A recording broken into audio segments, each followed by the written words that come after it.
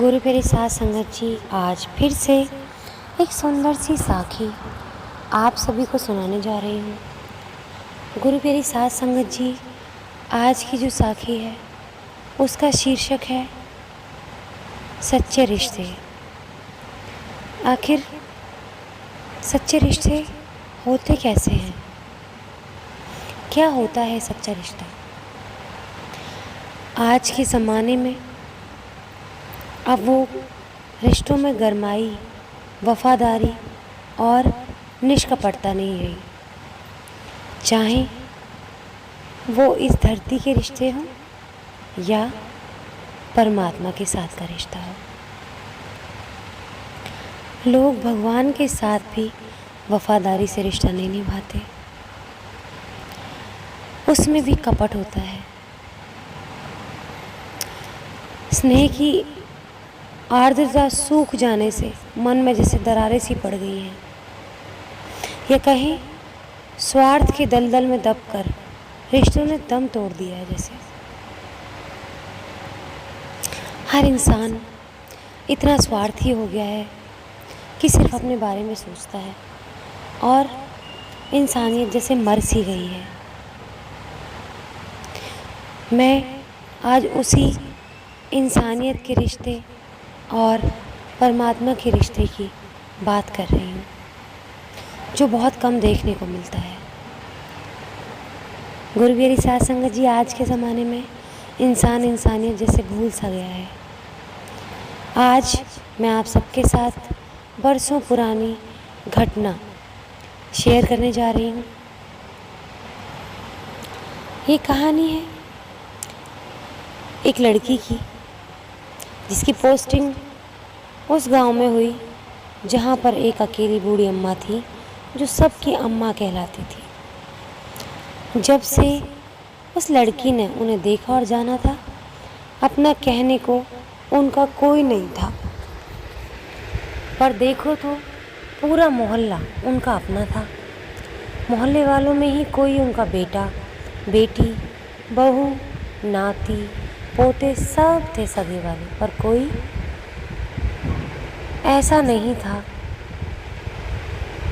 जो उनका खुद का सगा हो। यानी कि मोहल्ले में नाम के लिए जो दूर के रिश्ते होते हैं, सब लोग, कोई उनका बेटा था पर खून का नहीं था, बेटी थी खून का रिश्ता नहीं था, बहू भी थी पर खून का रिश्ता नहीं था, नाती पोते भी थे पर मुंह बोले अनगिनत सगे वाला कोई नहीं। लेकिन फिर भी सब लोग अम्मा को बहुत प्यार करते थे। छोटे से बड़े सब उन्हें अम्मा ही कहते थे। किसी के भी घर में कोई परेशानी हो, अम्मा से सलाह लेना लाजमी। किसी की भी शादी ब्याह को अम्मा की दौड़ भाग देखते ही बनती थी। बेटी विदा हो या बहू आए, अम्मा घर की बड़ी बूढ़ी बनकर सारा फर्ज निभाती रहती थी। ऐसा मानो पूरा मोहल्ला अम्मा का परिवार था। कोई बीमार हो तो गुरु प्यारी साध संगत जी उस लड़की के पास दिखाने आता। अम्मा का उसके साथ होना तो जैसे लाजमी था, यानी कि अम्मा हर जगह दिखाई देती। और इसी बात से उस डॉक्टर लड़की की उस अम्मा से जान पहचान हो गई। रात को रुकना हो, अम्मा सबको घर भेज देती और कहती, अरे मेरा क्या, जैसी घर पे वैसी यहाँ पे, तुम सब जाओ घर, संभालो, आराम करो, मैं हूँ यहाँ, सुबह आ जाना। एक दिन अम्मा किसी बीमार के साथ आई उस लड़की के पास। उस दिन उस डॉक्टर लड़की की भी नाइट ड्यूटी थी। फ्री हुई, चाय पीने लगी तो अम्मा को भी बुला लिया उसने। दराज से बिस्कुट निकाल कर अम्मा को दिए तो अम्मा कुतर कुतर कर खाते हुए ना जाने कहाँ खो सी गई। उस डॉक्टर लड़की ने अम्मा के कंधे पर हाथ रखा। अम्मा की आंखें नम थी। पूछने पर बरसों से उनके मन में दबा जैसे जहर सा बाहर निकल आया। अवसाद हो, कोई घाव हो। उन्होंने बताया कि वो यहाँ की नहीं है जिस गांव में रहती थी। उन्होंने कहा कि वो जिस गांव में रहती थी वहाँ एक छोटा सा परिवार था, घर बार था, खेती बाड़ी थी, एक सुंदर सा परिवार था, पति परमात्मा के स्वरूप, एक बेटी भगवान के स्वरूप, एक जवाई, वो भी परमात्मा का अंश, मेरे बेटे जैसा। और मैं खुद वहाँ पर रहती थी। ये बूढ़ी अम्मा डॉक्टर को बता रही थी। बेटा आराम से दिन कट रहे थे। एक दिन चारों हरिद्वार को निकले, रास्ते में एक्सीडेंट हो गया। पति और जवाई तो तुरंत ख़त्म हो गए, पर बेटी जो गर्भ से तड़प रही थी, घायल अवस्था में भी दौड़ दौड़ कर सबको बुलाती रही, रोकती रही, पर कोई न रुका। सब मुंह मोड़ के चल दिए। उसी हालत में मेरी बच्ची ने एक बच्चे को जन्म दिया और मर गई। बच्चा भी समय से पहले होने के कारण कुछ घंटों में चल बसा। इन सब में कब कितने दिन बीत गए बेटा मुझे कुछ नहीं पता। मैं बेसुध हो गई, पागल सी हो गई, मुझे होश ही न था। किसी ने पुलिस को खबर की, पता नहीं, मुझे नहीं पता किसने पुलिस को बुलाया।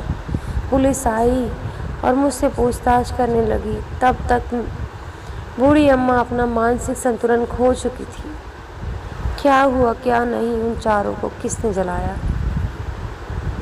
जलाया भी या नहीं, कुछ मालूम नहीं।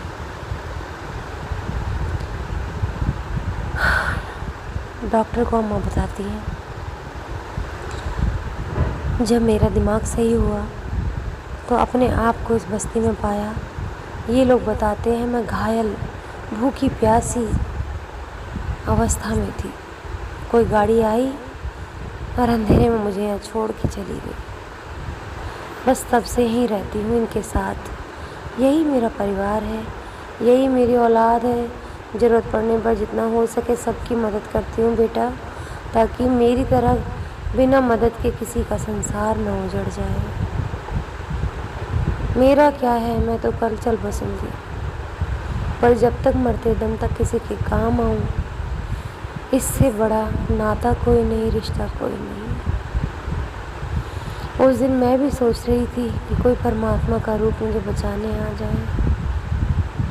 क्या पता परमात्मा ने मुझे इसलिए ज़िंदा छोड़ा हो कि वो जितना अंश मेरे अंदर उसका है, मैं उस अंश के ज़रिए लोगों की मदद कर सकूं बेटा।